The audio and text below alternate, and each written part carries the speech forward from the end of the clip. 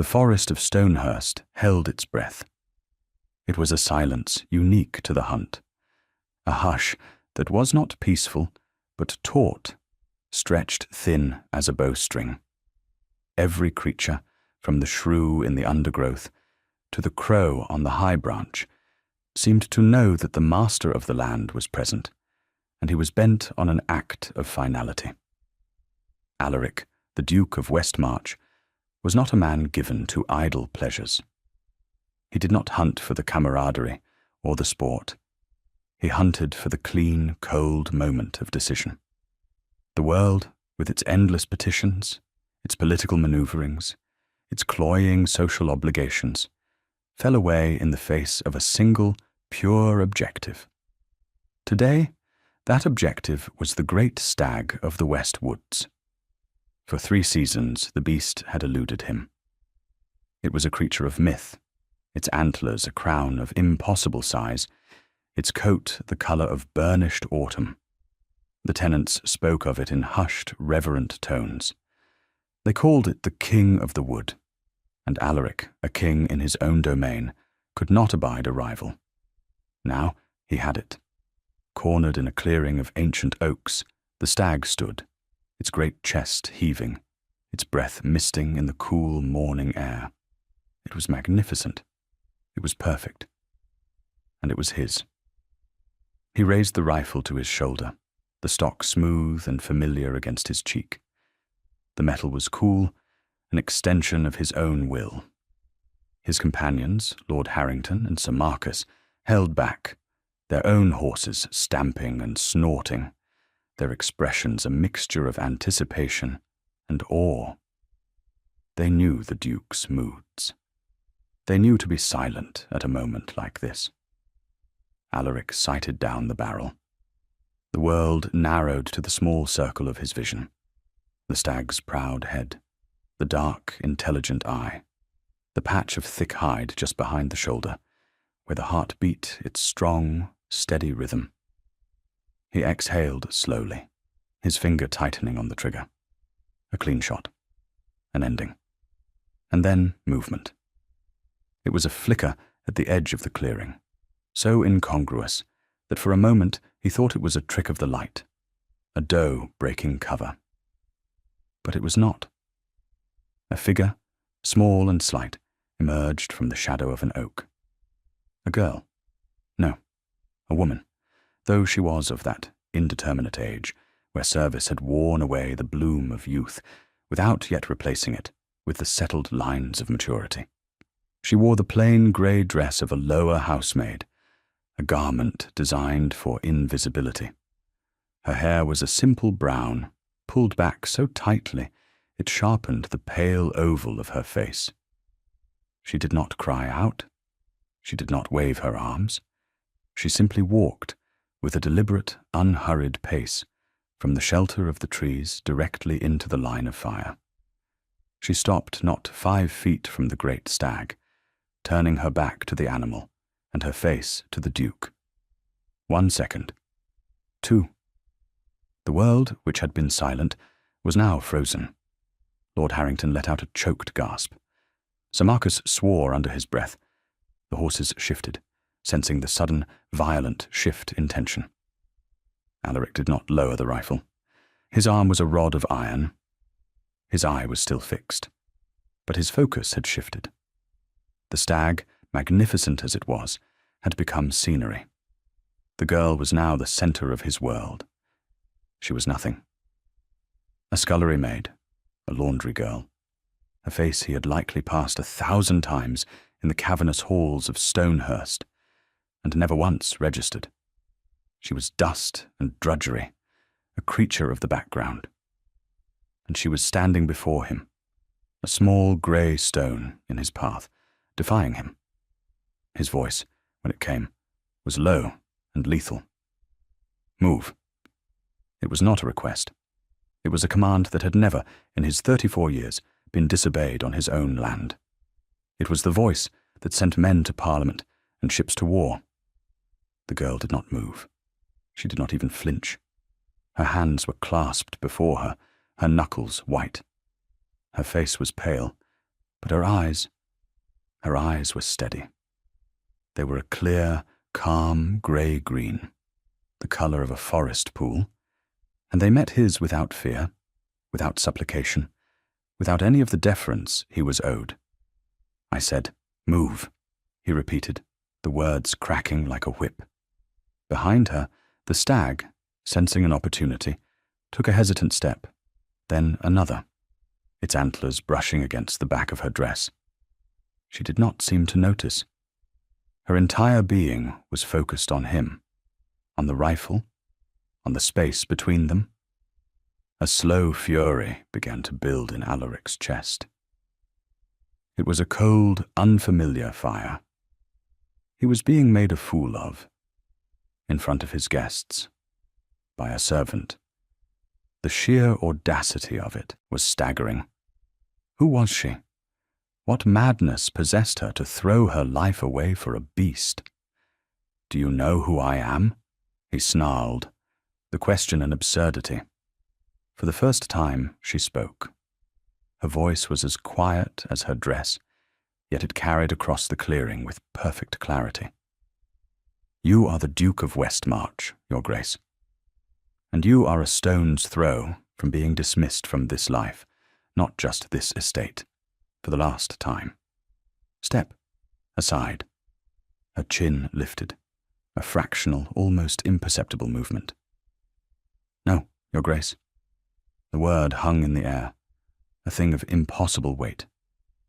No. He could shoot. He could pull the trigger, and the ball would pass through her thin body and into the animal behind. The thought was chilling, but it was there. It would be a lesson, an assertion of his will. But his finger, a moment ago so certain, was now frozen. He looked at her, truly looked at her, and saw not a defiant servant, but an immovable object. She was shielding the stag, not with aggression, but with a profound and baffling stillness. She had made her body a sanctuary. The moment stretched. The stag, emboldened, finally broke. With a crash of undergrowth, it turned and bounded back into the deep woods, its white tail a flag of victory. It was gone. The girl remained, a statue in the empty clearing. With a sound of pure, frustrated rage, Alaric lowered the rifle. He did not slam it down. His movements were always controlled, precise. But the energy behind the action was volcanic. He swung himself down from his horse, his boots landing hard on the damp earth. He strode towards her, his fury a palpable wave. His companions watched, aghast. This was a side of the Duke they rarely saw. He stopped directly in front of her, so close she had to tilt her head back to see his face. He was a mountain of fine wool and cold anger, towering over her. "Your name," he commanded. "Elara Vance, Your Grace." Elara Vance. He said the name, as if tasting something bitter. "And what position do you hold in my household, Elara Vance, that gives you the right to interfere with my hunt?" "I am a laundress, Your Grace." A laundress. He almost laughed. It was too absurd. A washerwoman had faced him down. "A laundress," he repeated, his voice dropping to a dangerous whisper. "And you believe your duties extend to game management?" "No, Your Grace. I believe my duties extend to not standing by while a beautiful thing is killed for no reason." The honesty of it struck him like a physical blow. Not for food, not for a cull, but for sport, for a trophy, for his pride. She had seen the truth of it and named it, simply and without embellishment. "You are dismissed," he said, the words like chips of ice. "Pack your things. You will be off Stonehurst land by sunset." He expected tears. He expected pleading. He received nothing. The clear, steady gaze did not waver. She simply gave a small, formal curtsy, a gesture of profound and heartbreaking dignity in her plain grey dress. "As you wish, Your Grace." Then she turned, and walked back the way she had come, her back straight, her head held high. She did not run. She did not hurry. She simply disappeared into the trees, leaving the Duke of Westmarch standing alone in a clearing that felt suddenly terribly empty. He stood there for a long time, long after his companions had cautiously approached. Lord Harrington cleared his throat. "Damned insolence, Alaric. Shall I have the men see her off the grounds?" Alaric did not answer. He was watching the space where she had vanished. The scent of damp earth and gunpowder filled the air. The hunt was over. The stag was gone. But he felt with a certainty that unsettled him to his very core that something far more significant had just been captured. Or perhaps had just escaped. He was not sure which. All he knew was the name, Elara Vance, and the image of her small, unyielding figure against the backdrop of the ancient woods. The Duke's command was law. Elara Vance knew this as she knew the sting of lie on her hands and the ache in her back from the heavy linen sheets. A word from him could alter a life, end it, or in her case, uproot it entirely. She did not return to the main house. To do so would be to invite the questions and stares of the other staff, to become the center of a storm of gossip she had no desire to weather. Instead, she took the winding path that led to the small, damp cottage she shared with 2 other junior laundry maids near the river. Her belongings were few. A change of dress, a well-worn copy of Pilgrim's Progress, a small wooden bird her father had carved for her before he died, and a handful of pressed flowers between the pages of the book. It took less than 10 minutes to wrap them in a spare shawl. She did not cry. She had learned a long time ago that tears were a currency she could not afford to spend. They were a plea for pity, and pity was a soft, useless thing. She had acted. There were consequences. That was the simple, hard arithmetic of the world. She sat on the edge of her narrow cot, the small bundle at her feet. The sun was beginning to slant through the single small window, meaning the afternoon was waning. By sunset. His words. Where would she go? She had no family left. The position at Stonehurst, secured for her by a distant cousin of her mother's, who was now long dead, was the only home she had known for 5 years. She thought of the stag, the terror in its dark eyes, the trembling of its powerful flanks. She had seen it several times before, on her rare walks in the woods on her half-days off. It was a spirit of the place, wild and free. To see it brought down, to become a head on a wall, a testament to a man's passing whim. She could not bear it. It was not a choice, not really. To have stood by and done nothing would have been a betrayal of something deep within herself, a small, quiet part of her that still believed in sanctuary. So be it. She had bought the stag's life with her own livelihood. It was a fair trade. She stood, smoothed her grey dress, and picked up her bundle. She would walk to the village, perhaps find a place on the mail coach to the next town. A laundress could always find work. There was always dirt in the world. As she opened the cottage door, a figure blocked the light.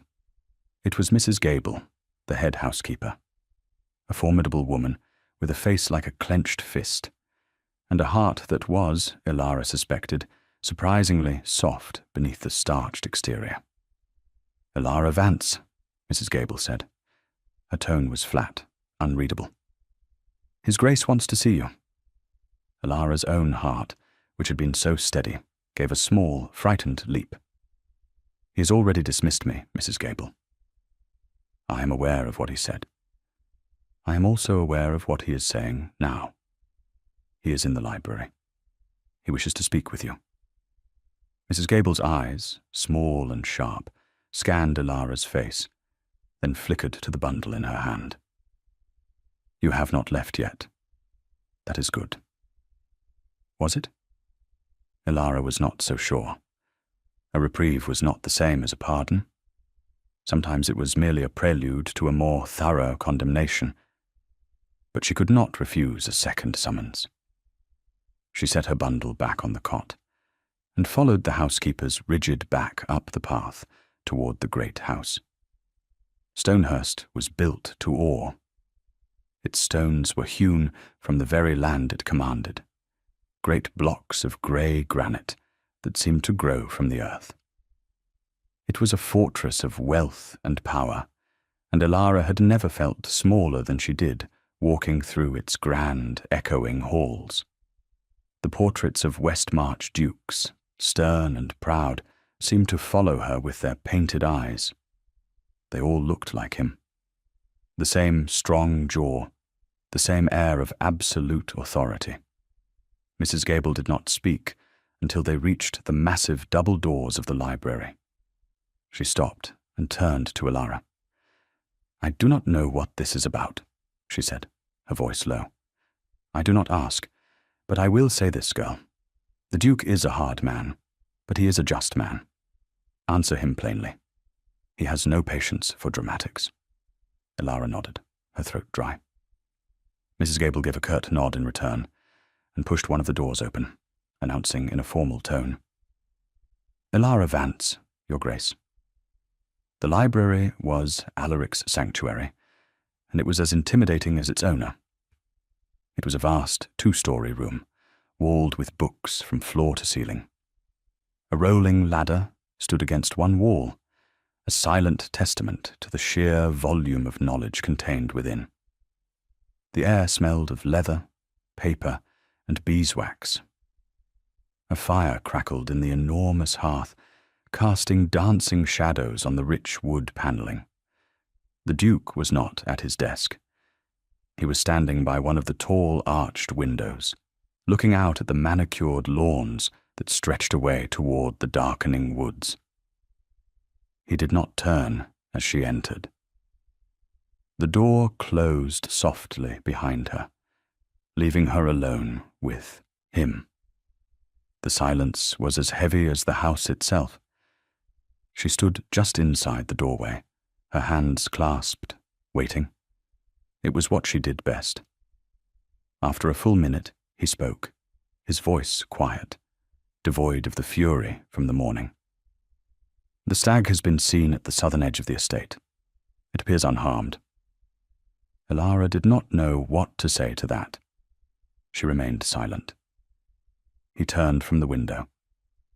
He had changed from his hunting attire into the severe, immaculate black coat and grey waistcoat he wore in the evenings.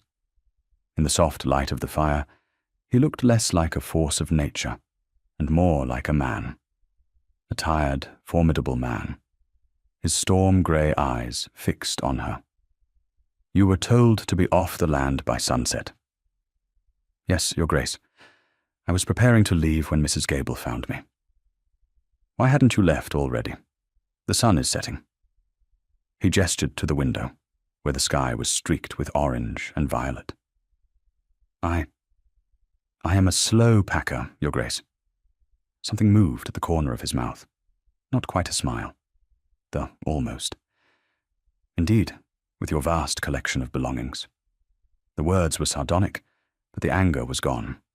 It had been replaced by something else. Curiosity. He walked slowly from the window and stopped before a large globe that stood near his desk. He spun it with one finger, watching the continents blur. "This morning," he said, his eyes on the spinning globe, "you told me you acted because you could not stand by while a beautiful thing was killed for no reason." "Yes, Your Grace." "That implies you believe there are reasons for which a thing may be killed." The question was a trap. A philosopher's game. She was a laundress. What did she know of such things? She could only answer with her own simple truth. For food, when one is hungry, Your Grace, or to protect one's home, or one's family. Not for a head on a wall. He stopped the globe, his finger resting on the expanse of the ocean. He looked at her again, and his gaze was sharp, analytical, as if he were trying to solve a complex puzzle. You risked your life. You certainly risked your livelihood. All for an animal you did not know. I knew it was alive, she said softly, and it wished to remain so. That seemed reason enough. He was silent for a long time, studying her. She felt like a specimen under glass, a strange new insect he was attempting to classify. She bore his scrutiny as she had borne his anger, with a quiet stillness. Mrs. Gable tells me you have been here for 5 years, that you are diligent, quiet, and keep to yourself. As she said, you are unremarkable. He said the word without cruelty, as a statement of fact. That is my preference, Your Grace. And yet today you made yourself the most remarkable person on this entire estate. Why? Why? The question he had been asking himself all day. He wanted an answer that made sense in his world of logic and consequence, of power and position. He wanted to understand the equation that led a powerless girl to defy an all-powerful man. Elara thought for a moment, choosing her words with the care of someone who had so few to spare. Perhaps, Your Grace, it is only when one is unremarkable that one has the freedom to act on what is right, rather than what is expected. The words landed in the silent room with the force of a thunderclap. He stared at her, his mask of ducal indifference finally cracking. He saw it then. It was not madness that had driven her. It was a kind of freedom he had never known. He was bound by his title, his duties, his name. He was the most powerful man for 100 miles, and yet he was a prisoner of expectation. And this girl, this laundress with nothing to her name, was free. You are no longer dismissed, he said, the words abrupt. Elara's head came up. Your Grace, your position is restored. You may return to your duties. He turned away from her, back toward the window, presenting her with his rigid back. It was a dismissal, a different kind of dismissal. She stood for a moment, uncertain. She had been cast out, and now she was recalled, all in the space of an afternoon. Her life felt like a piece of linen, wrung out and snapped straight at his command. Thank you, Your Grace, she whispered to his back. He gave no sign that he heard her. She curtsied to the empty air and let herself out of the library, the heavy door closing with a soft, definitive click. Alaric did not move from the window for a long time.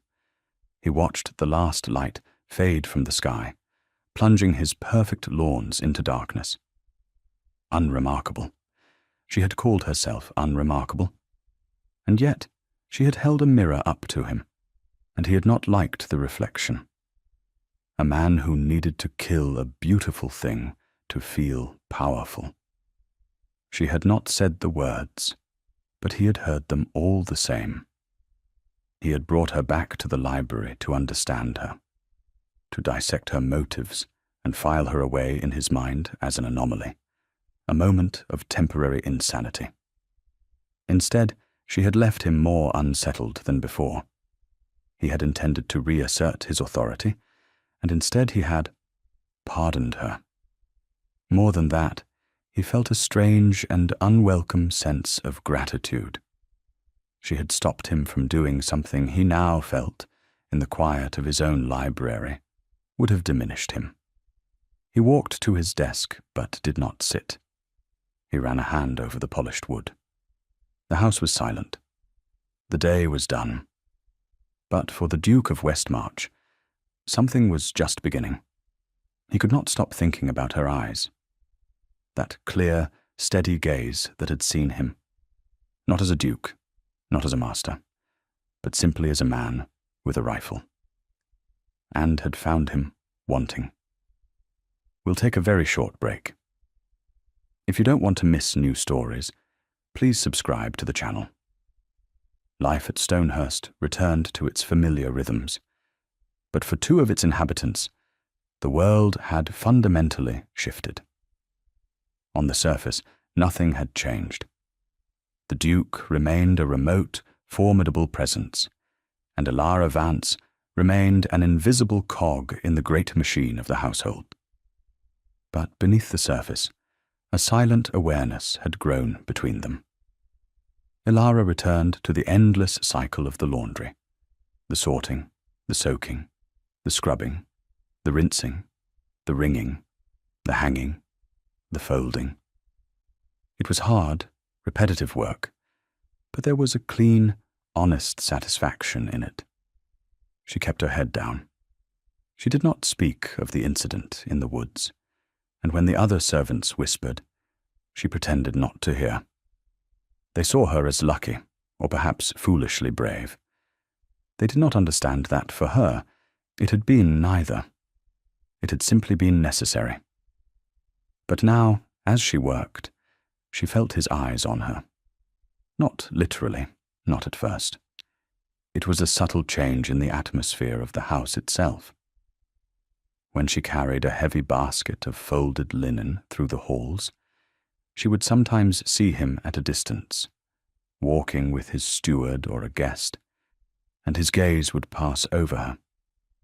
Before, it had passed through her. Now it lingered for a fraction of a second. He was aware of her. She had become visible. The library became a place of silent intersection.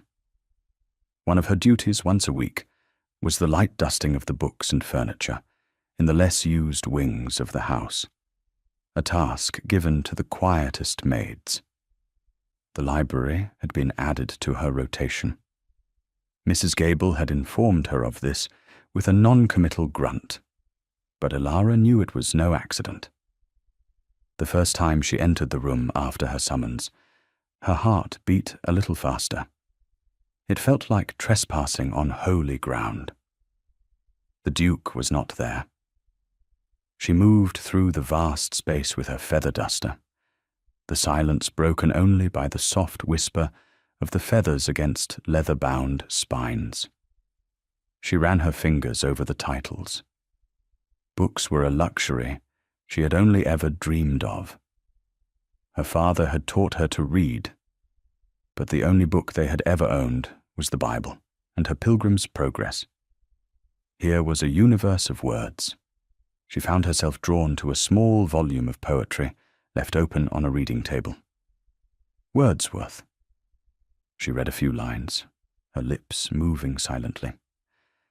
My heart leaps up when I behold a rainbow in the sky. The simple beauty of it was a balm.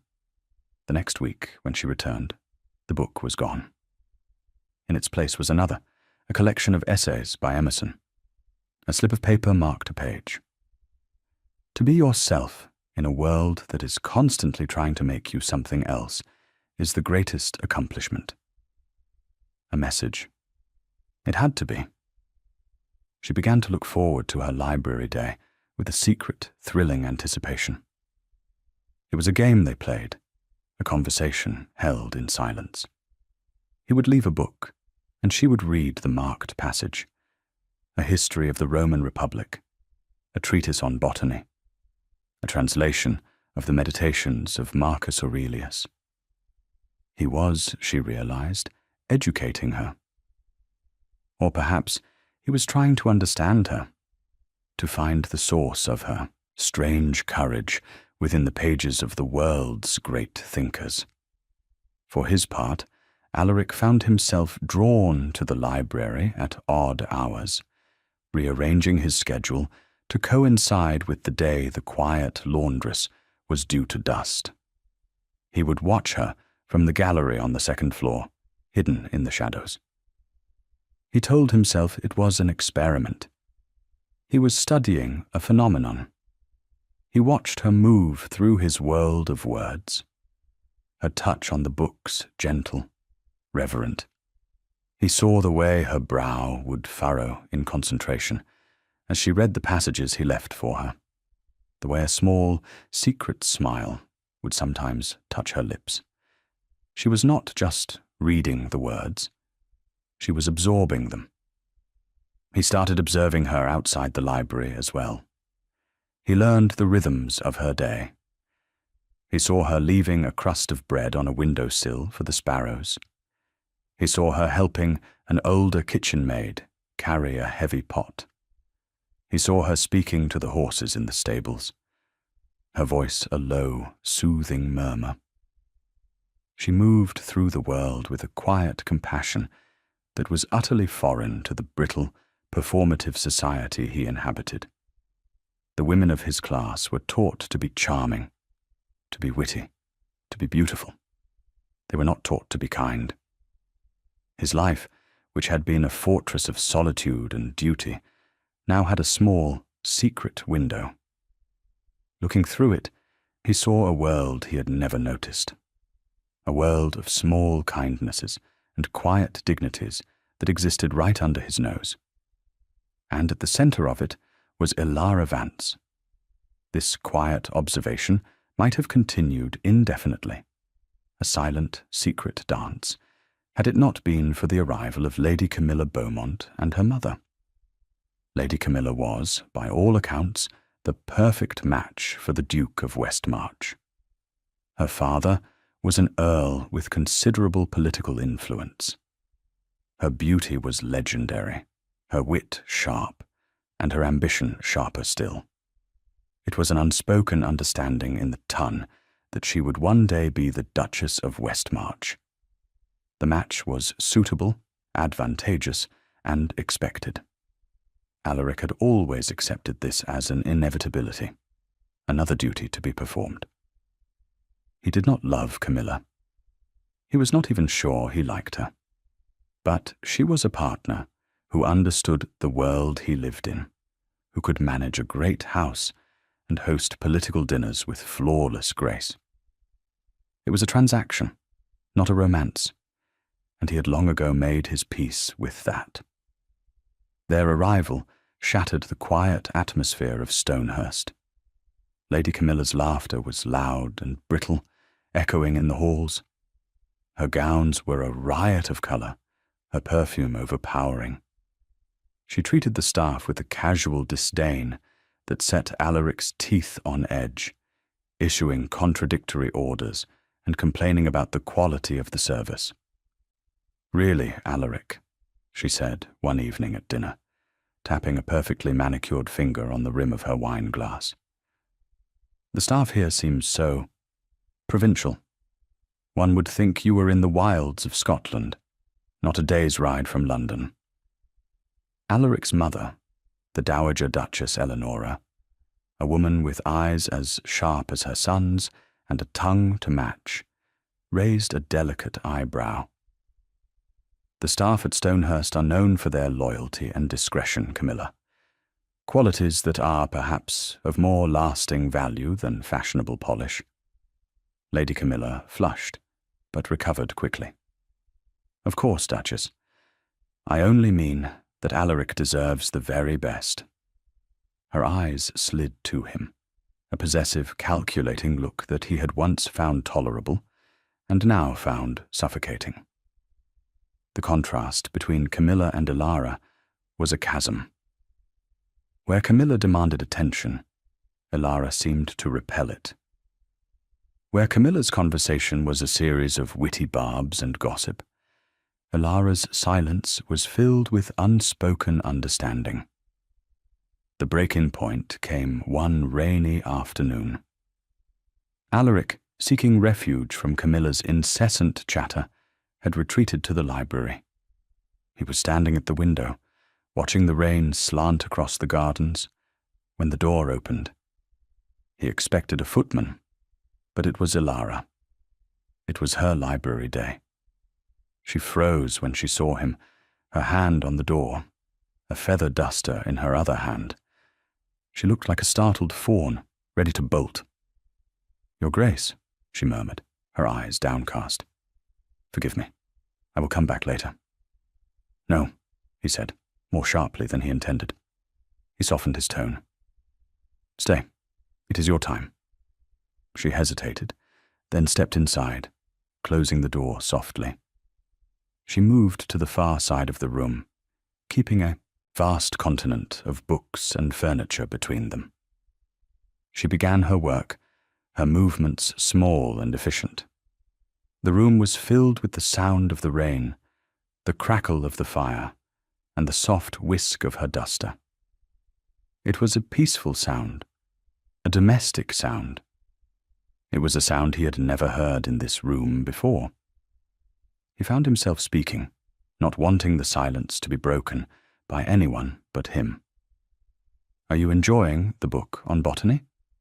She started, surprised that he would speak to her so directly. "Yes, Your Grace. I never knew there were so many names for wildflowers. There is an old walled garden on the east side of the estate. It has been neglected for years. The flowers there have grown wild. You might find it interesting." Her head came up, and for the first time in his presence, a genuine, unguarded smile touched her lips. It transformed her face, lighting it from within. It was like watching the sun break through clouds. "Thank you, Your Grace. I would like that very much." The smile was a revelation. It was a thing of pure, uncalculated beauty, and he had caused it.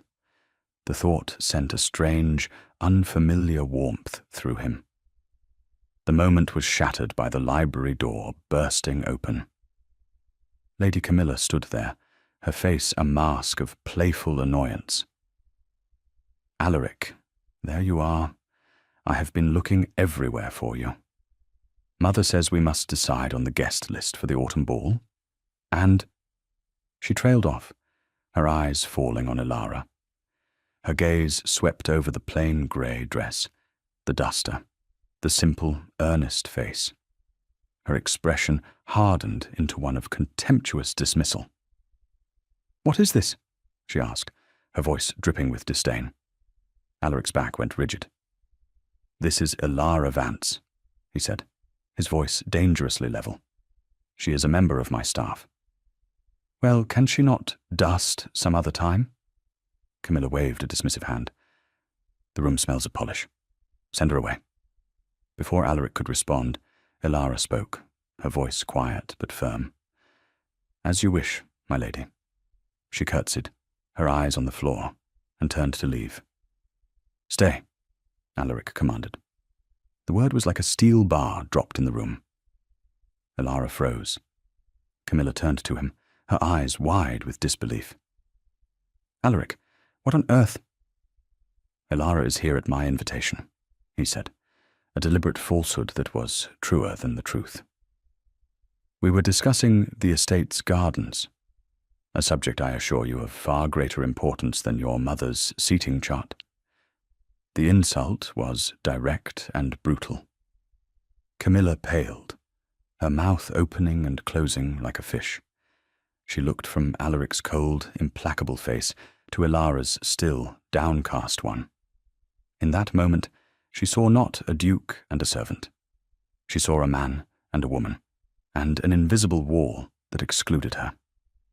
Her eyes narrowed, and the look she gave Elara was filled with a venom that was startling in its intensity.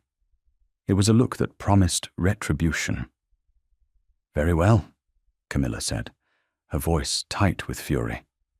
"Discuss your wildflowers. But do not think this conversation is over, Alaric." She turned on her heel and swept from the room, slamming the door behind her. The silence she left behind was profound. Elara stood with her back to him, her shoulders tense. He had defended her. He had humiliated the woman everyone expected him to marry, for the sake of a laundress. The world had just tilted on its axis. "Your Grace," she whispered, her voice trembling slightly. "You should not have done that." "She was rude," he stated, as if it were the simplest thing in the world. "She is to be your Duchess." "I am." "Nothing. You have made an enemy for me." He walked towards her, stopping just behind her. He could smell the faint, clean scent of soap and fresh air that clung to her. "No," he said, his voice low and intense. "I have made an enemy of her. There is a difference." She turned then, and her eyes were filled with a fear he had not seen even when his rifle was pointed at her heart. But this was not fear for herself. It was fear for him. And that, more than anything, undid him. "Please be careful, Your Grace," she said. He looked down at her, at this small, quiet woman who had inadvertently turned his world upside down. He saw her courage, her compassion, her quiet dignity. He saw the woman who had stepped in front of a stag, and the woman who had smiled at the thought of wildflowers, and the woman who now feared for him. And in that moment, the Duke of Westmarch knew he was in very deep, very dangerous trouble. The transaction he had planned for his life was no longer acceptable. He wanted something more. He wanted something real. He wanted the impossible. The Dowager Duchess Eleanora arrived at Stonehurst like a cool front moving in to break a spell of humid, oppressive weather. She travelled with only her lady's maid and a mountain of luggage, and her arrival, unannounced, sent a ripple of panic through the household staff, and a wave of irritation across Lady Camilla's perfectly composed features. Eleanora was a woman forged in the crucible of court politics. She had been a celebrated beauty in her youth, but unlike many of her contemporaries, she had not allowed her mind to atrophy. She was whip-smart, observant, and possessed a bullshit detector of formidable accuracy. She loved her son, but she was not blind to his flaws, his coldness, his pride, his emotional isolation. She knew they were shields he had forged in a lonely childhood, but she feared they would become his cage. She found her son in the library, of course. It was his fortress. "Mother," Alaric said, rising from his desk. There was surprise in his voice, but also a hint of relief. "We did not expect you." "The best arrivals are always unexpected," she said, allowing him to kiss her cheek. She pulled off her gloves and surveyed the room, her sharp eyes taking in everything. "And I find the air in London has become dreadfully stale. I required a change of scenery. From the looks of it, so do you." She peered at him closely. "You look unsettled, Alaric. It's an improvement." Before he could formulate a reply, Lady Camilla swept in, a vision in silk, and feigned delight. "Duchess, what a wonderful surprise. Had we known you were coming, we would have prepared a proper welcome." "A proper welcome usually involves a great deal of fuss and discomfort," Eleanora replied dryly, her gaze sweeping over Camilla. "I prefer to arrive as I live, on my own terms. You are looking well, Camilla. Ambition becomes you." It was a compliment with the sharp, hidden edge of a razor, and both women knew it. The Dowager Duchess settled into the rhythm of the house, but she was not a passive observer. She was a general, surveying a battlefield. She saw the way Camilla clung to Alaric's arm, her laughter a little too loud, her smiles a little too bright. She saw the way her son endured Camilla's presence with a polite, frozen patience that was more insulting than open hostility. And she saw the moments when his eyes would drift, his attention snagged by something or someone else. It did not take her long to identify the source of the disturbance. She first saw Elara in the hall carrying a basket of mending. There was nothing remarkable about the girl at first glance. Plain dress, simple hair, downcast eyes. But there was a stillness about her, a self-contained dignity that was unusual in a servant. Then she saw Alaric pass the girl in the hallway. He did not speak to her, did not even nod. But for a fleeting moment, the mask of ducal indifference slipped, and his mother saw a look of raw, unguarded awareness on his face. It was the look of a man noticing the sun for the first time. Intrigued, Eleanora began her own quiet investigation. She spoke to Mrs. Gable, ostensibly about the household accounts, but her questions were deft and indirect. She learned of the girl's diligence, her 5 years of silent, flawless service. And then, with a bit of gentle prodding, she heard the story of the hunt. "She did what?" Eleanora asked, her teacup pausing halfway to her lips. Mrs. Gable recounted the tale in her flat, factual manner, ending with, "His Grace was furious, dismissed her on the spot, then summoned her here, to this very room, and rescinded the order. Hasn't spoken a word of it since." Eleanora's lips curved into a genuine, delighted smile. Good heavens, the girl has a spine. "She is a good girl," Mrs. Gable said, a note of protectiveness in her voice. "Quiet, keeps to herself. The quiet ones are always the most interesting," the dowager murmured, more to herself than to the housekeeper. She decided it was time to meet this paragon of quiet courage. She did not summon Elara. Instead, she sought her out.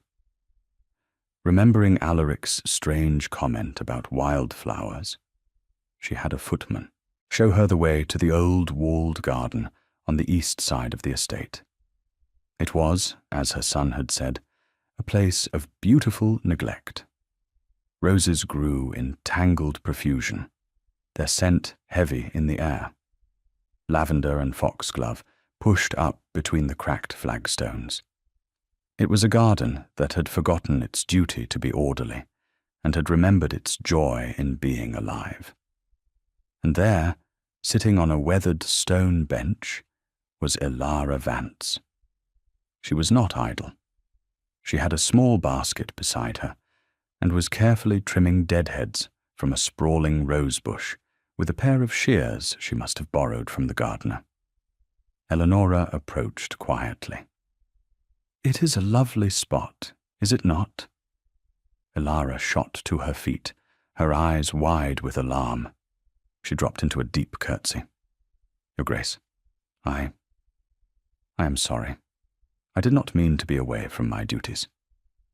"Nonsense," Eleanora said, waving a dismissive hand. "Consider this a duty. The garden is much improved by your presence. May I?" She indicated the space on the bench. Elara, looking flustered, quickly wiped the bench with her apron. The Dowager Duchess sat, her silk gown rustling. She patted the stone beside her. "Sit, child. My neck is not what it once was. I dislike having to crane it." Hesitantly, Elara sat on the very edge of the bench, her back ramrod straight, her hands clasped tightly in her lap. "My son tells me you have an interest in botany," Eleanora began, her tone conversational. "His Grace is very kind to allow me the use of his library, Your Grace." "My son is many things, Elara. Kind is not a word I would have chosen. Until recently." Eleanora turned her sharp gaze on the girl. "You stood in front of his rifle." It was not a question. Elara's gaze dropped to her hands. "Yes, Your Grace." "Why?" It was the same question Alaric had asked, but from the Dowager it felt different. Less of an interrogation, more of a genuine inquiry. "It did not seem right, Your Grace, that something so alive should be ended for sport." "And you were willing to have your own life ended for that conviction?" Elara looked up, and her eyes were clear and direct. "I did not believe he would shoot me, Your Grace." "You did not?" Eleonora was taken aback. "Why ever not?" "Because his eyes, when he looked at the stag, were full of admiration. You do not destroy what you admire. Not really. You seek to possess it. But you do not truly wish it gone from the world." She paused, a faint blush rising on her cheeks. "I am sorry. I speak out of turn." Eleonora stared at her. The girl had seen into the heart of her proud, cold son with a clarity that was staggering. She had understood him in a way no one else, not even his own mother, had ever quite managed. "No," Eleonora said softly. "You do not speak out of turn. You speak the truth. A rare and dangerous habit." She was silent for a moment, studying the girl's earnest face. "Lady Camilla does not like you." Elara flinched. "I have tried to stay out of her way, Your Grace. Camilla's way is a very broad path. It is difficult to avoid. She believes my son's interest in you is improper." "There is no improper interest, Your Grace," Elara said, her voice low but firm. "His Grace has been a kind and distant master. He has offered me the loan of his books. That is all." "Is it?" Eleonora asked gently. Elara's composure finally cracked. A single tear escaped and traced a path down her cheek. She wiped it away angrily. "I do not know what it is, Your Grace, but I know that it is impossible. He is the Duke, and I am a laundress. There is a gulf between us that cannot be crossed." "The world is full of gulfs, child," the dowager said, her voice surprisingly gentle. "Most of them are of our own making. What you see as a chasm, another might see as a mere stepping stone." She reached out and placed her hand over Elara's rough, chapped ones. "You are a good woman, Elara Vance. Do not let anyone, not Camilla, not my son, and certainly not the world, make you believe you are anything less." The conversation was interrupted by the sound of a horse approaching at a gallop. A moment later, a groom came running into the garden, his face pale. "Your Grace, the dowager."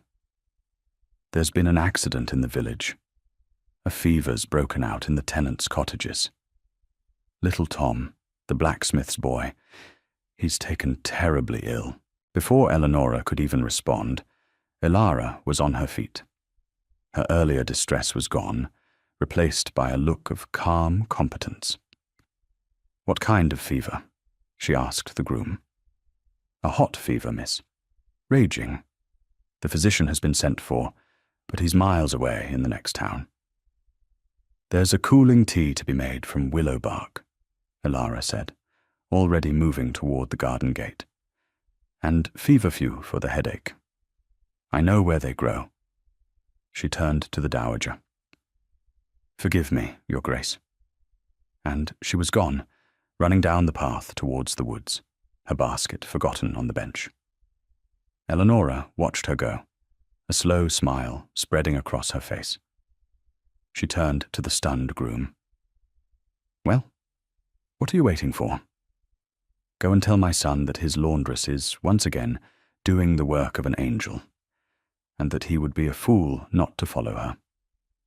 Alaric, hearing the news, did not hesitate.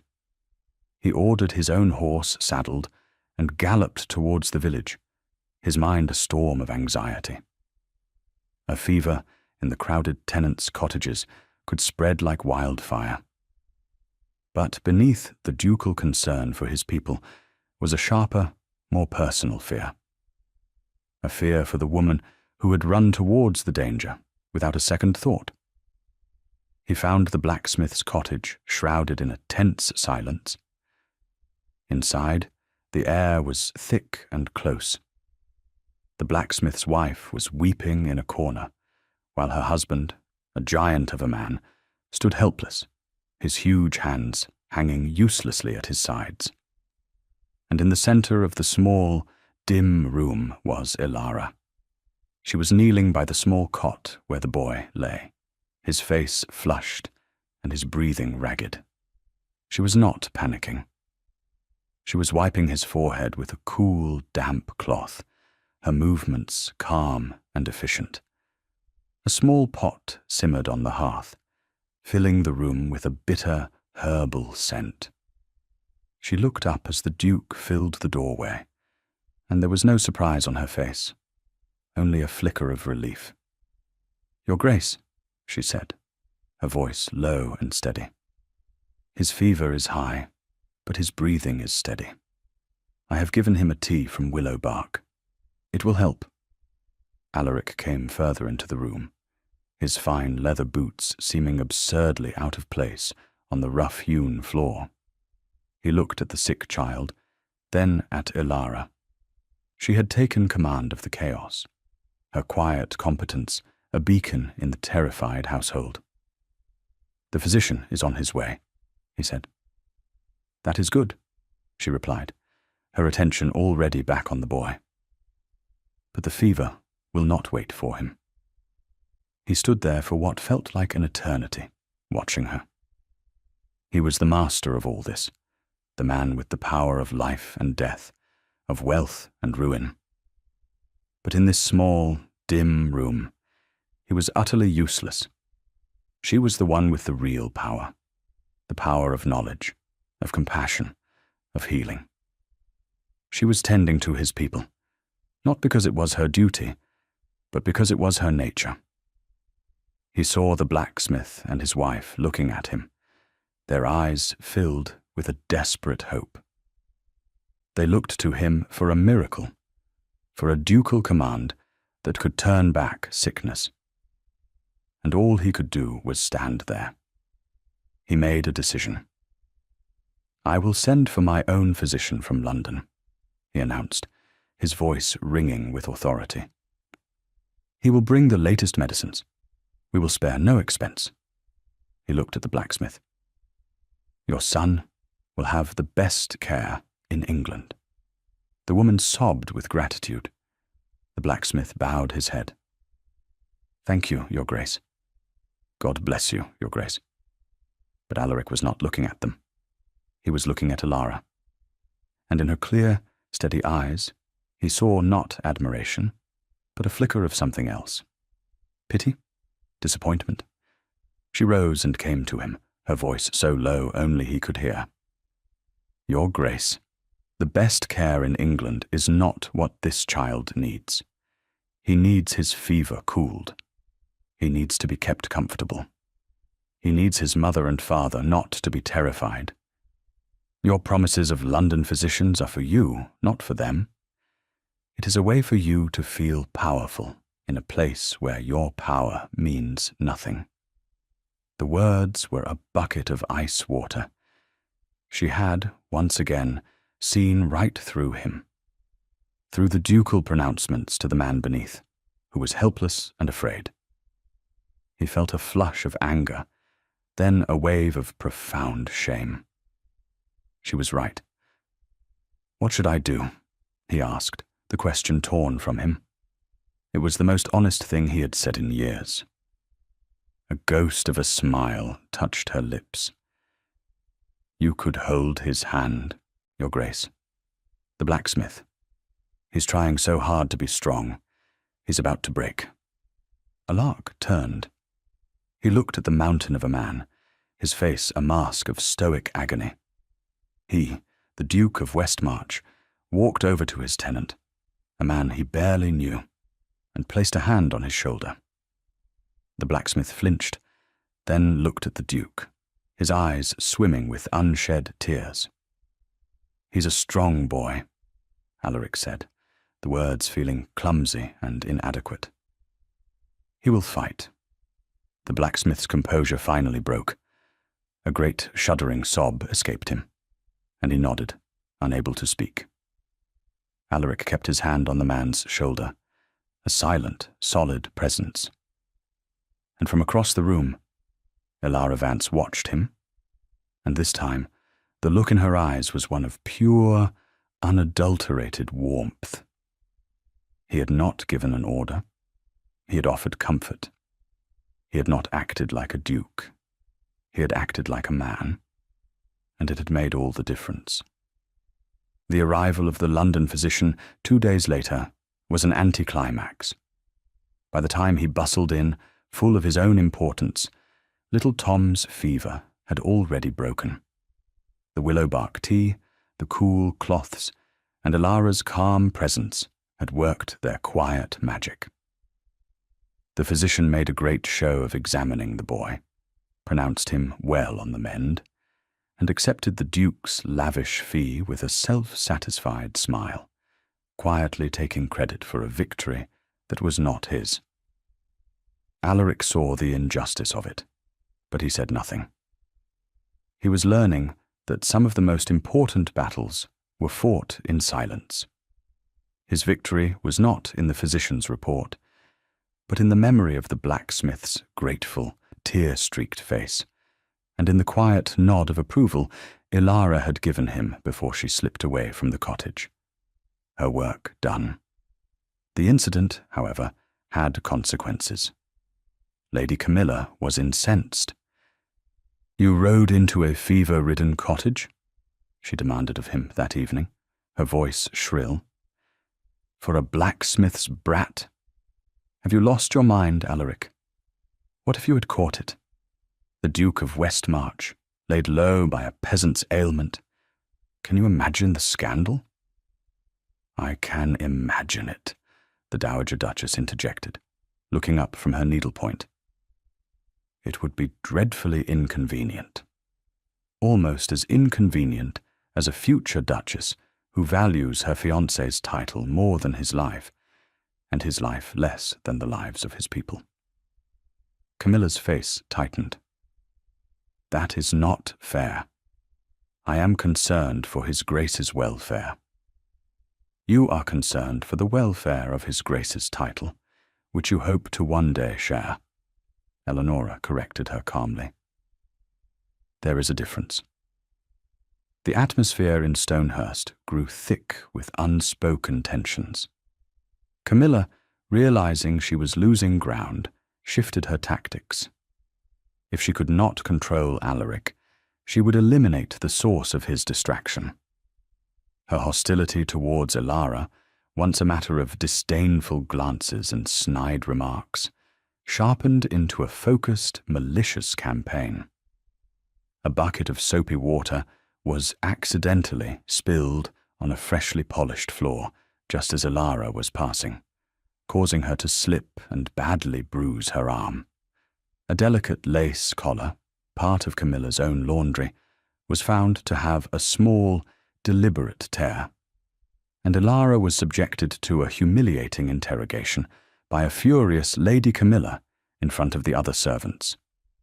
A treasured book in the library, one Alaric had left for her, was found with its spine broken. Ilara endured it all with her quiet, infuriating dignity. She did not complain. She did not tattle.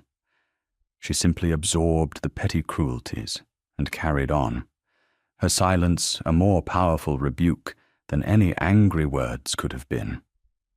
Mrs. Gable saw what was happening and tried to shield her, reassigning her duties to keep her away from the main house.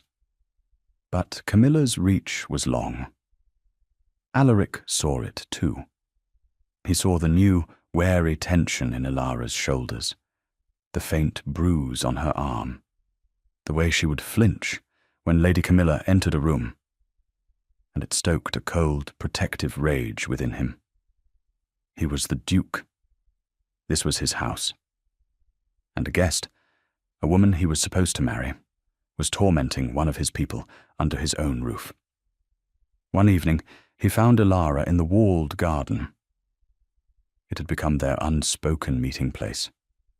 She was not tending the flowers this time, but sitting on the stone bench, her head bowed, her hands clasped so tightly her knuckles were white. He approached softly. "Ilara." She looked up, and he saw the exhaustion in her eyes. She tried to muster a smile, but it faltered. "Your Grace." He sat on the bench beside her, leaving a respectable distance between them, though he wanted to close it. He wanted to reach out, to smooth the worried line from her brow. He did neither. "She is making your life impossible," he said, the statement flat.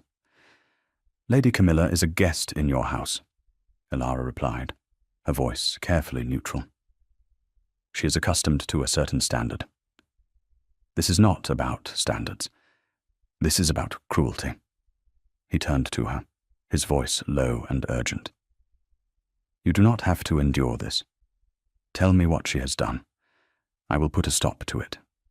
She looked at him, and her eyes were filled with a deep, weary sadness. "And how would you do that, Your Grace?" "You would confront her. She would deny it. You would create a scene.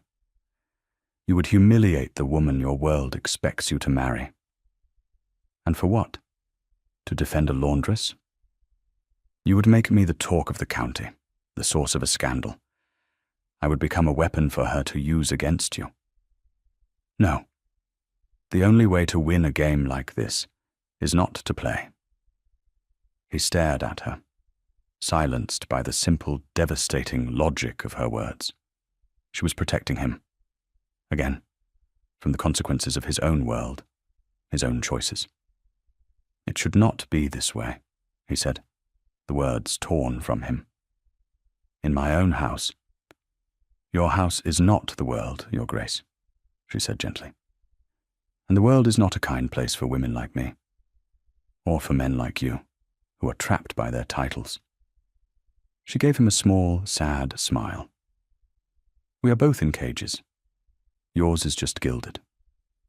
He had no answer to that. He looked at her, this woman of quiet strength and profound wisdom, and the gulf between them seemed both immense and utterly insignificant. Duke and laundress, gilded cage and grey servitude. What did any of it matter in the face of the truth he could no longer deny? He loved her. The realization did not strike him like lightning. It settled over him like the dusk, a slow, inevitable, and peaceful certainty. He loved her courage. He loved her compassion. He loved the quiet sanctuary of her presence. He loved the way she saw him, the man, not the title. And in that moment of absolute clarity, he knew what he had to do. It was terrifying. It was radical. It was an act that would shatter the foundations of his world. It was, he realized with a grim smile, the only thing that would set them both free. But before he could speak, before he could give voice to the monumental decision taking shape in his soul, Lady Camilla played her final, desperate card. She chose her moment with theatrical precision.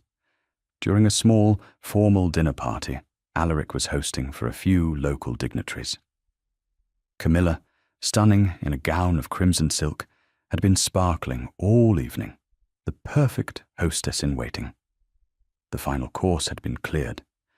The port was being passed. The conversation was low and convivial.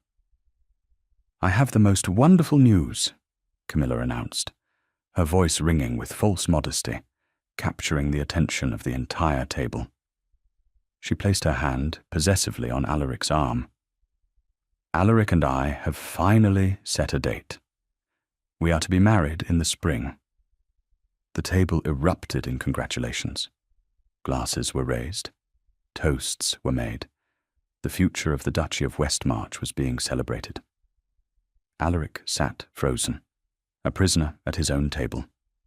He looked at Camilla, at her triumphant, smiling face, and felt a wave of nausea.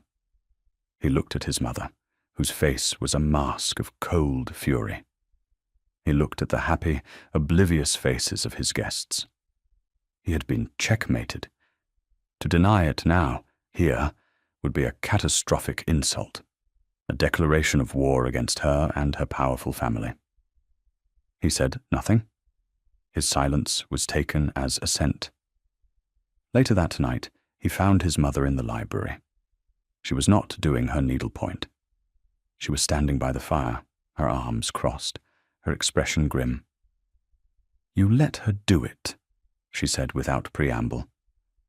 "You let that grasping, manipulative little creature corner you in your own home."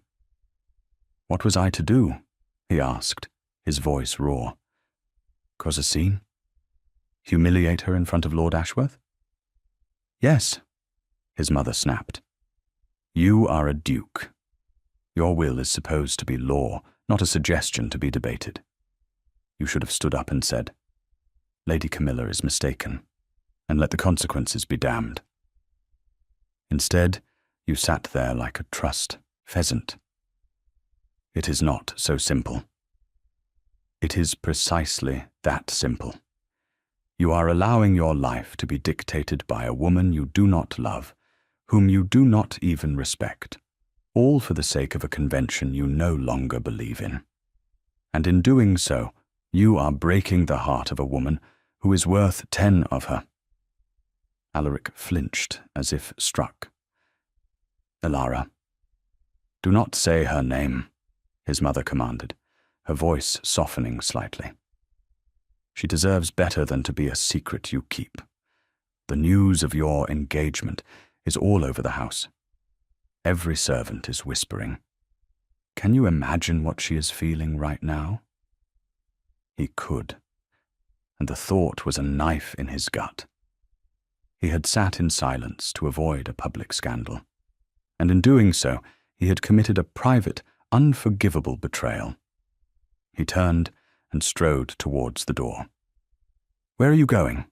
his mother called after him. "To fix it," he said, his voice grim. But it was too late.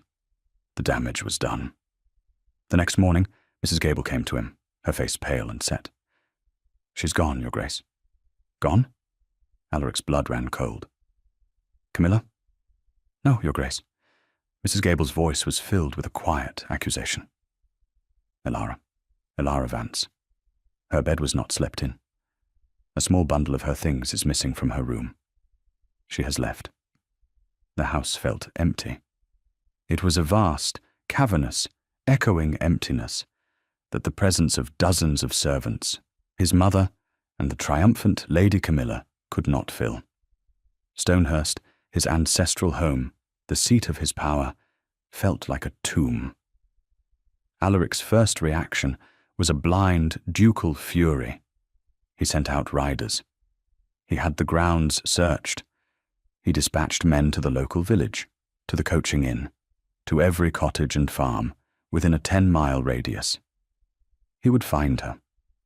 He would bring her back. He would command it. But as the hours turned into a day, and the day into 2, and every search party returned empty-handed, his anger slowly curdled into a cold, hollow despair. She had not been taken. She had vanished. She had slipped away in the night like a ghost, leaving nothing behind but the gaping hole in his life. He had driven her away. His silence at the dinner table had been a shout of betrayal, and she had heard it. She had believed the lie. She had accepted the world's verdict, that he belonged to Camilla, that there was no place for her here. And so she had removed herself, with the same quiet, self-effacing dignity with which she did everything. Lady Camilla was insufferably smug. "Good riddance," she declared. "The girl was a troublemaker. The staff will be much more settled without her agitations." Alaric looked at her, at the petty cruelty in her beautiful face, and felt nothing. Not hatred, not anger, just a vast, weary distance. He was looking at a stranger. "The engagement is off, Camilla," he said, his voice flat and dead. She stared at him, her smile faltering. "What? Don't be ridiculous, Alaric. We are the talk of the ton." "Then let them talk," he said, turning away from her. "I will not marry you. Not now. Not ever. You may tell your father whatever you wish. Blame my madness. blame a sudden affliction of the soul. I do not care. But we are finished." He walked out of the room, leaving her sputtering in his wake, her carefully constructed world collapsing around her. He felt no satisfaction in it. It was merely a piece of unpleasant business that had to be done. His mother found him hours later in the library, staring into the fire.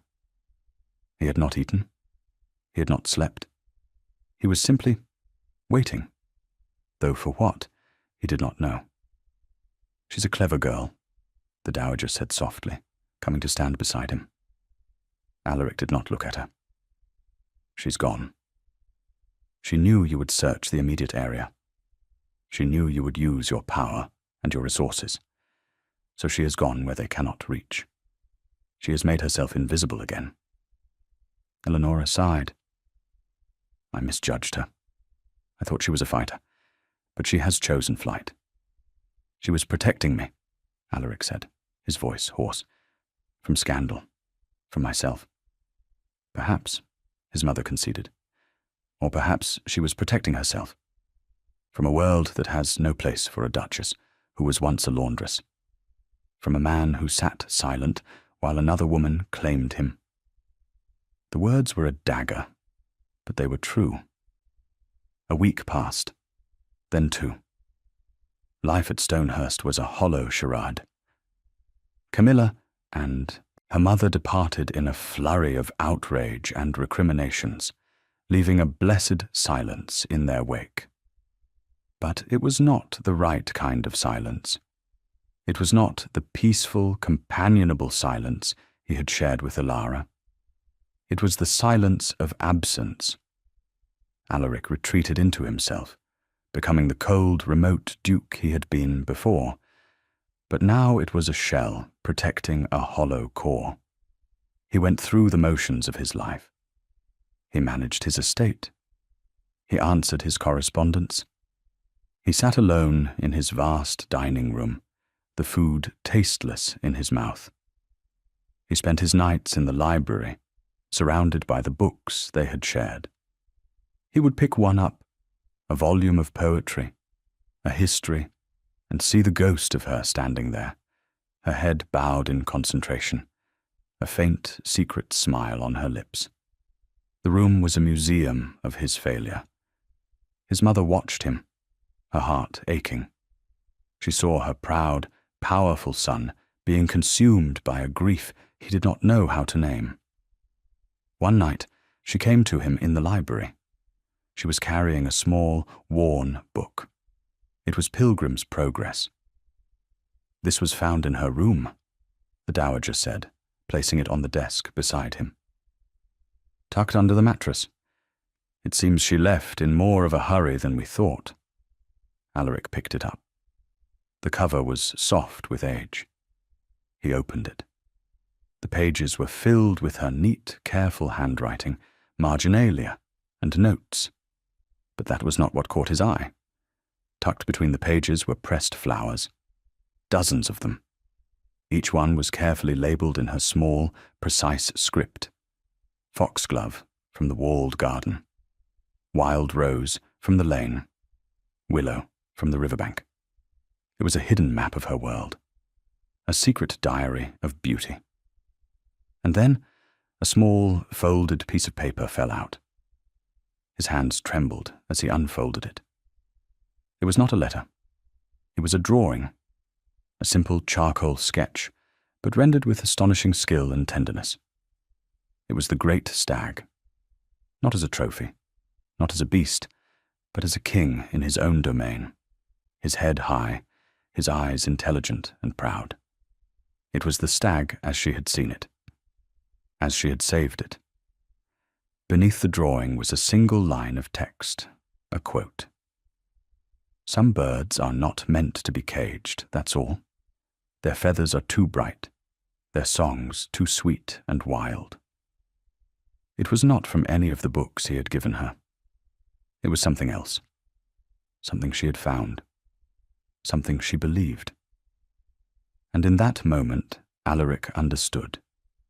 He had been trying to find her, to bring her back, to cage her in his world as his duchess. He had been thinking like a duke, a collector of beautiful things. He had wanted to possess her. But Alara Vance was not a thing to be possessed. She was a wild, free spirit, and he had almost crushed her with the weight of his world. To love her was not to own her. It was to let her be free, even if it meant living without her. He looked at his mother, and for the first time in weeks, the fog of despair in his eyes began to clear, replaced by a new, quiet resolve. "I have been a fool," he said. "Yes," his mother agreed calmly. "But you are my fool, and you have a good heart beneath the ducal nonsense. The question is, what are you going to do about it?" He did not answer immediately. He picked up the drawing of the stag and looked at it, truly looked at it. He saw not just an animal, but a symbol of everything he had almost destroyed. He had to find her, not to capture her, not to command her, but to ask, to beg if necessary, and to prove that he could be a man worthy of her, not a duke who required her. "I am going to stop looking for a laundress," he said. "And I am going to start looking for an artist, a botanist, a woman who understands the hearts of men and beasts." He looked around the library, at the thousands of books, the maps of the world. She is out there, and she is not invisible. Not anymore. Not to me. He did not know where to start. The world was a vast place, but for the first time since she had left, he felt not despair, but a flicker of hope. The hunt was on again. But this time, the prize was not a trophy for his wall. It was a partner for his soul. And he would not use a rifle. He would use his heart. The annual Stonehurst Autumn Ball had, for generations, been the pinnacle of the county's social calendar. This year, however, a different kind of anticipation hung in the air. The scandal of the Duke of Westmarch's broken engagement to Lady Camilla Beaumont was still fresh, and the Tun was ravenous for the next chapter of the drama. They were to be disappointed. The Duke was a changed man, but not in the way they expected. He was not a tragic, romantic figure. He was simply quiet. He had spent the past 2 months away from Stonehurst, a fact that had fueled 1,000 rumors. Some said he was nursing a broken heart in seclusion. Others, that he was pursuing some new, mysterious affair on the continent. The truth was far less glamorous. He had been searching, armed with the small charcoal drawing and the quote that was not from his library. He had begun a new kind of investigation. He had not used his ducal power, but his intelligence. The quote, after some research with a bookseller in London, was traced to a rather sentimental but popular play that had recently been performed. The drawing style was amateur, but gifted. He had started in London, visiting not the grand galleries, but the small, dusty shops that sold art supplies. He showed the drawing, not as a duke demanding information, but as a man searching for a lost relative. He was met with shrugged shoulders and blank stares. He moved on to the publishing houses, the botanical societies, the libraries. He was looking for a woman with a passion for nature, a gift for drawing, and a quiet, unassuming presence. He was looking for a needle in 1,000 haystacks, and he had found nothing. He had returned to Stonehurst for the ball, not in triumph, but in quiet defeat. He had done his duty, greeted his guests, and now stood on the edge of the glittering ballroom, a stranger in his own home. The music, the laughter, the swirl of colourful gowns, it all seemed like a play being performed on a distant stage. His mother approached him, her face etched with concern. "Alaric, you have been standing here like a statue for an hour. Dance with someone. Smile. At least pretend you are not miserable. I am not miserable, Mother, he said. And it was true. The despair was gone. It had been replaced by a quiet, aching patience. I am waiting. For a miracle? For her to be cleverer than I am. Just as he said the words, his butler, Mr. Davies, approached him, a silver salver in his hand. A note for you, Your Grace. It was delivered to the kitchens. Alaric's heart stopped. The kitchens, not the front door. He took the small, folded piece of paper. It was not fine, watermarked stationery. It was simple, thick paper. His hands were perfectly steady as he opened it. The note contained only 3 words. The walled garden. He did not run. The Duke of Westmarch did not run. But every line of his body strained with the effort of walking at a measured pace. He moved through the throngs of guests, murmuring apologies, ignoring their curious stares. He pushed open the French doors that led to the terrace and strode out into the cool night air. He followed the familiar path, his footsteps crunching on the gravel. The music of the ballroom faded behind him, replaced by the chirping of crickets and the rustle of leaves. The moon was high and full, bathing the garden in a silvery light. The gate to the walled garden was ajar. He pushed it open. The garden was transformed. It was no longer a place of beautiful neglect.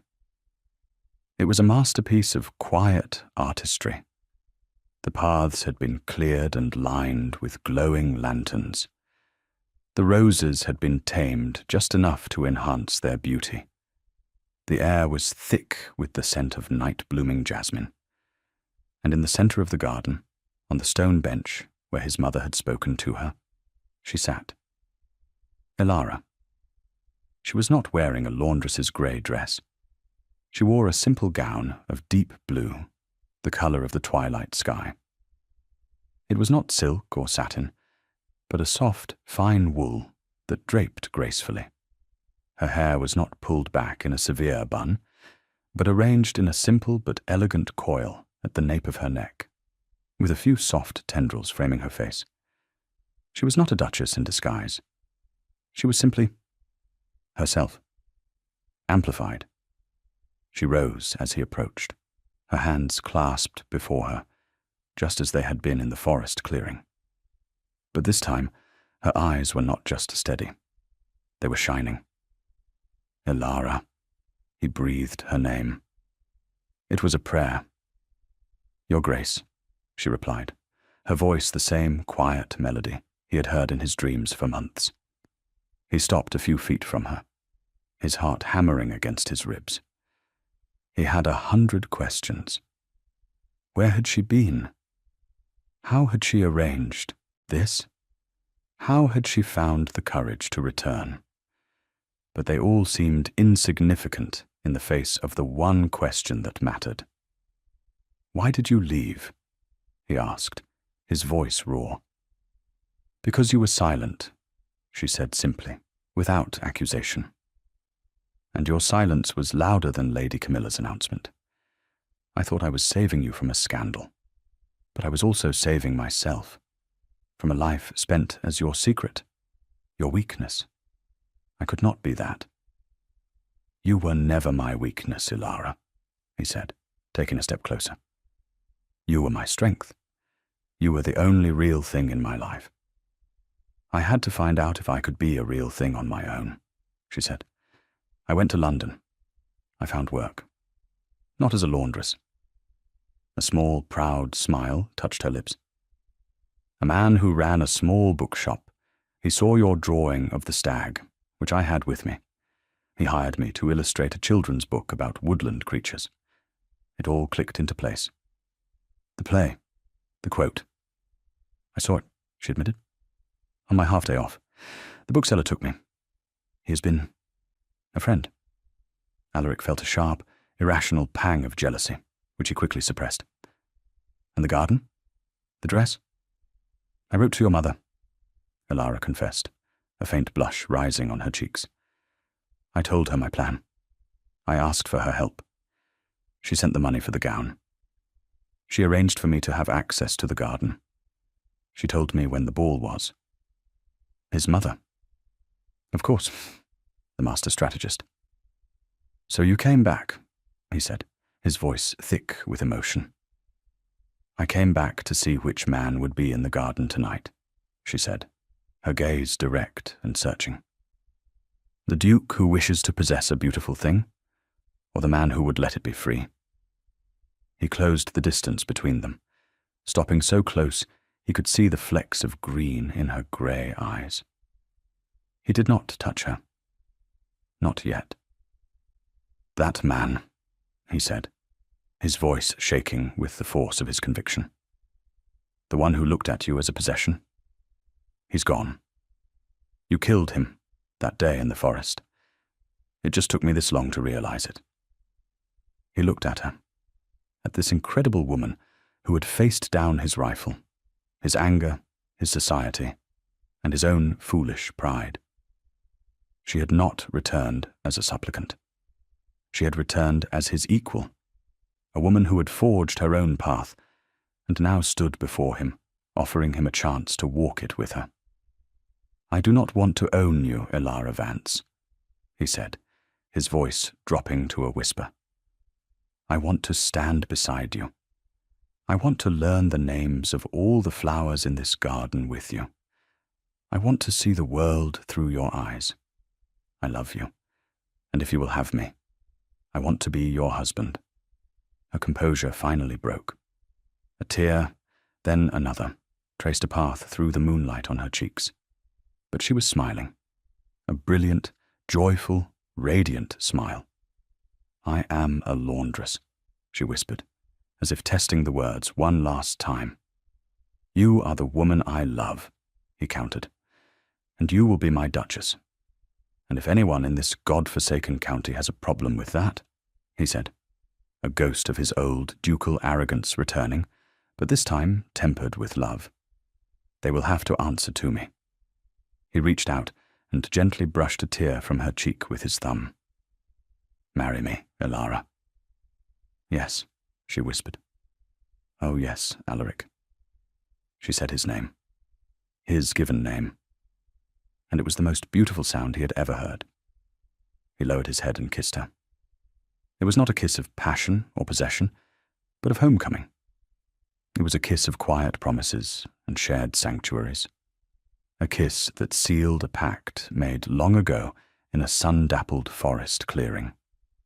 The Duke and the laundress, the Stag and the Saviour, two souls who had found each other across an impossible gulf, not by bridging it, but by realizing it was never there at all. In the distance, the music of the ballroom swelled, a soundtrack for a world that was about to be turned upside down. But here, in the secret garden, under the watchful eye of the moon, their own world had just been made right. Epilogue. 1 year later, the Duchess of Westmarch stood on the great lawn of Stonehurst, watching her husband. The transformation in him was still a source of quiet wonder to her. The cold, hard edges of the Duke she had first met had been softened, not by weakness, but by a deep and abiding happiness. He laughed now, a real, uninhibited sound that often sent the stable hands scrambling in surprise. He smiled with his eyes, and he held her hand in public. Elara herself had not changed, but had bloomed. She wore the title of Duchess as she had worn her laundress's uniform, with a quiet, unassuming dignity that commanded more respect than any haughty heirs could have. The staff, who had first been wary, now adored her. She knew all their names, their children's names, their small joys and sorrows. She had shortened the impossibly long dining table, replacing it with a round one, so that we might all see each other.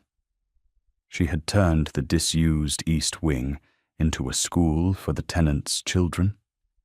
Stonehurst, once a fortress, had become a home. The society that had been so scandalized by their union had, for the most part, been brought to heel by the combined forces of the Duke's unyielding devotion and the Dowager Duchess's formidable social power. Any lady who dared a slight against the new Duchess found her invitations mysteriously lost, her social prospects suddenly withered. It was amazing, Ilara thought, how quickly principles could be swayed by the fear of being left out. Alaric came up behind her, sliding his arms around her waist and resting his chin on her shoulder. "What are you thinking about?" he murmured, his breath warm against her ear. "I was thinking about how much has changed," she said, leaning back against him. "And what has not?" he added. He pointed towards the edge of the woods. There, at the tree line, stood a magnificent stag. Its antlers were a great crown against the evening sky. It watched them for a long moment, its dark eyes calm and intelligent. It was the king of the wood. Ilara's heart filled with a quiet joy. "He is still here." "Of course he is," Alaric said. "He is the guardian of this place. A reminder. A reminder of a girl in a plain grey dress, of a man with a rifle, and of the moment a choice was made. Not to kill, but to understand. Not to possess, but to cherish." The stag held their gaze for another moment, then turned with a flick of its white tail and melted back into the shadows of the forest. It was not a farewell. It was a benediction. Alaric turned her in his arms, his storm-grey eyes soft in the fading light. "I love you, Ilara, Duchess of Westmarch." She smiled, reaching up to touch his face. "And I love you, Alaric, my duke, my husband, my friend." He was the same man she had seen through the rifle sight all that time ago. But now she saw all of him, the pride and the strength, the vulnerability and the grace. And he, in turn, saw all of her. Not the laundress, not the Duchess, but Ilara. And to be truly seen, she had discovered, was the greatest love story of all. Thank you for listening to the story all the way to the end. Please tell us which city you're watching from and what the story made you feel. Don't forget to subscribe so you won't miss new stories.